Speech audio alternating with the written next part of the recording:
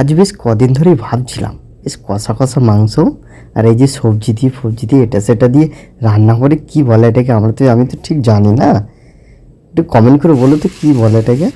তো যাই হোক, খাওয়ার খুব ইচ্ছা হচ্ছিল, তাই আর দেরি না করে চলে গেলাম অস্ত্র শস্ত্র নিয়ে রান্নাঘরে। জলটা গরম হতে দিয়ে দিলাম 1 চামচ ঘি, তারপরে ওই যে শুকনো কাঠগুলো সব কুড়িয়ে রেখে দিয়েছিলাম না, ওর মধ্যে থেকেই কিছুটা দিচ্ছি, আমি তো একটু কিপটে তাই আর কি। তারপরেই জলের মধ্যে দিয়ে দিয়েছিলাম চালগুলো।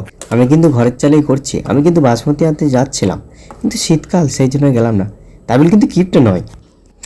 এইখানে সব সবজিগুলো কাটা আছে, এবার কিন্তু এগুলো সব আলাদা আলাদা করে সব কোটা ভেজে নেবো। তোমরা সবাই ভাবছো কিপটে, কিন্তু এই দেখো এখানে কিন্তু আমি সরষের তেল ইউজ করেছি। তোমরা কিন্তু সাদা তেলেই করতে পারো, কিন্তু সাদা তেলটা পেট খারাপ হয় বেশি, সেই জন্য আমি সরষের তেলেই করেছি। সব আলাদা আলাদা করে সব কোটা ভেজে নেবো। তো ওগুলো সব ভাজার পরে মাঝখানটা করে আমি একটু কেটে গেছে, ভিডিওটা করতে পারিনি।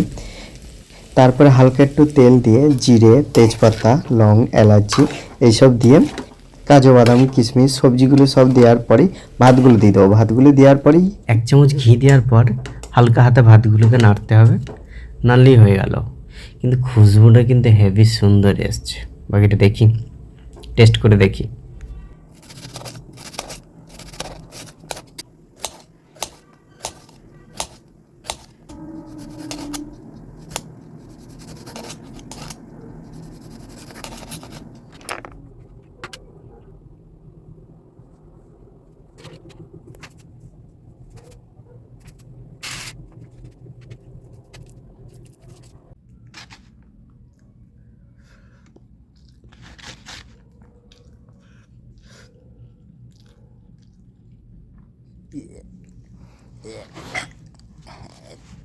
মানে এত নুন হয়ে গেছে আমি খেতেই পারছিলাম না।